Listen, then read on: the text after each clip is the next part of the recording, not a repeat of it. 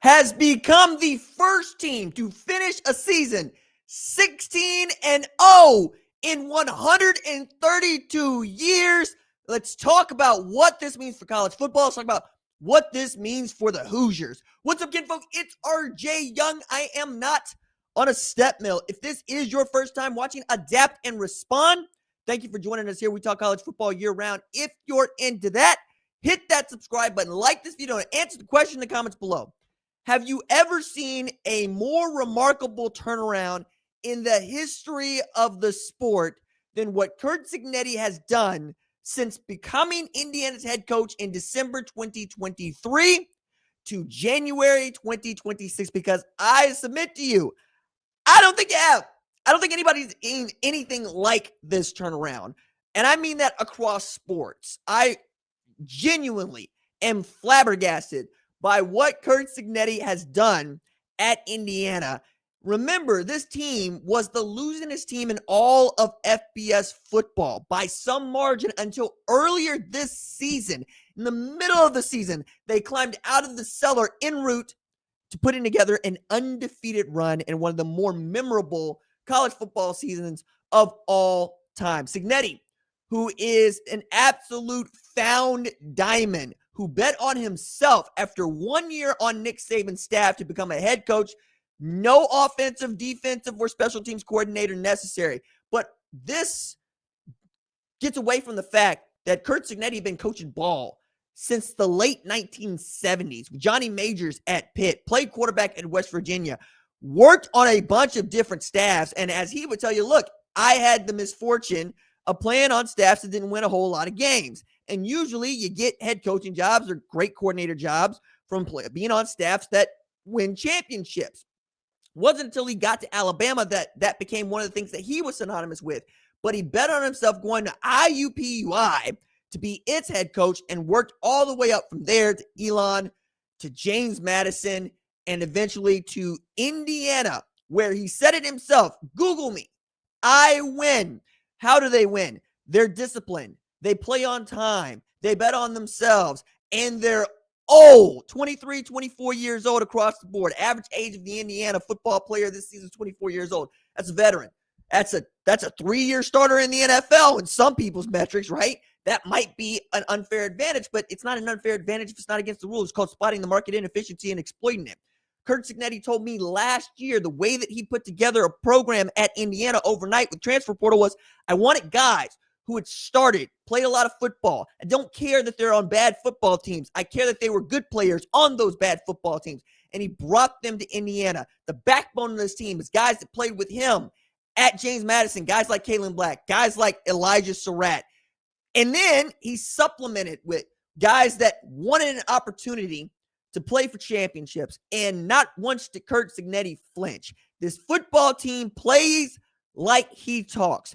You've also heard me say at times, I need the football coach out there on the field who's going to go make a play. I need somebody who's going to make a play. I think about the 2022 college football playoff. Georgia versus Ohio State. And I can remember it like it was yesterday. Kirby Smart running down the sideline to get a timeout because it felt like for you to get that timeout, the game was going to go away. Got the timeout. Georgia ends up beating Ohio State and marching straight into the national championship over Texas Christian's dead body.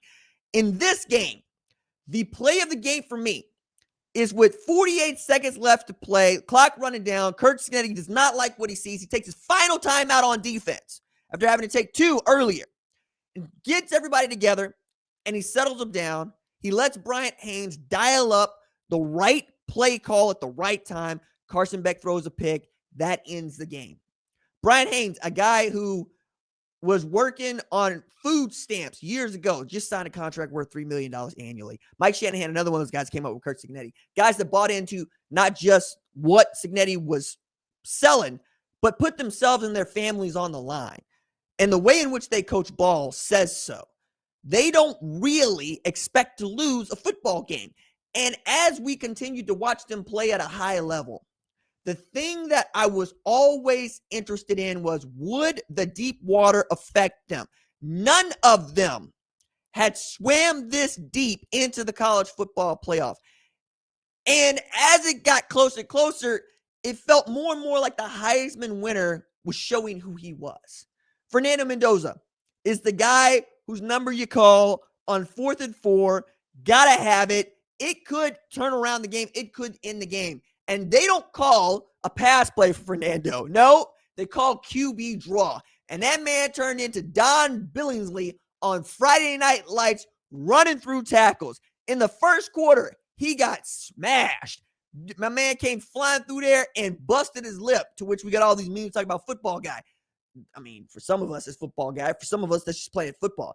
What I really enjoyed was Fernando didn't go yelling at the refs, didn't make a big deal out of it, spat the blood from his mouth, went back to work. That, my friends, is the football player part of it.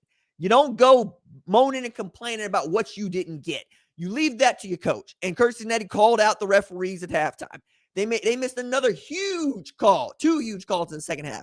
And as this game felt like it was very much in Indiana's hands going into the first half, Miami got some get back, got some fight back. Mark Fletcher with 2 rushing touchdowns in this game. Outstanding play for him. But it came down to what I said it was going to come down to, man. Carson Beck was going to have to play the game of his life. He was going to have to play better football than he had played all playoffs long. He was going to have to outduel the Heisman Trophy winner. And in a game that had 0 turnovers until the final drive of the game, Carson Beck's hands got sweaty.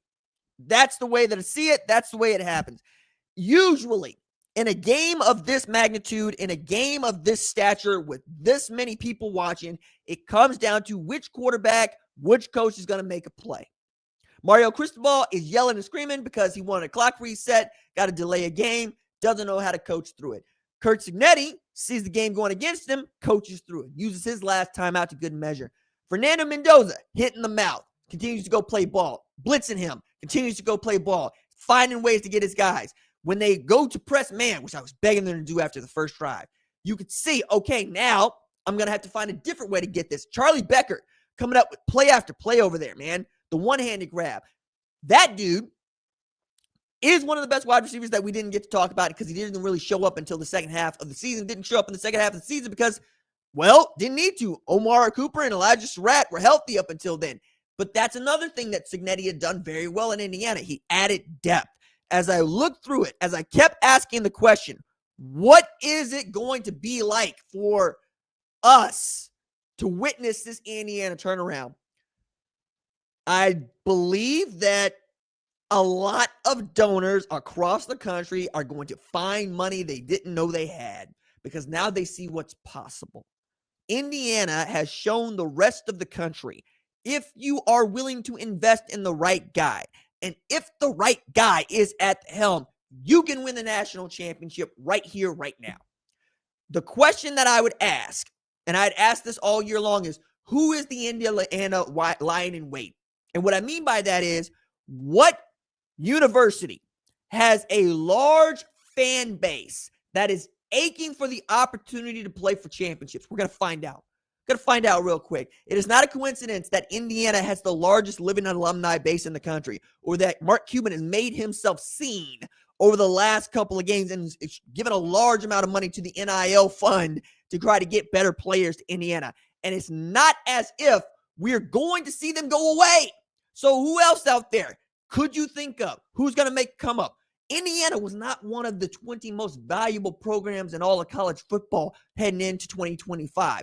I assure you, it will be in 2026. You will see an absolute rise in applications from folks that can pay real money to go to Indiana University because they want to be associated with a winner.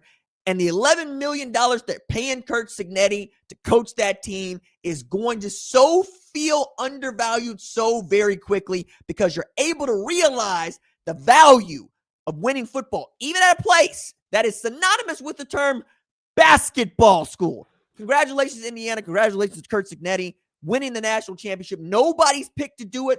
100-1 odds in preseason, and here they are raising the trophy.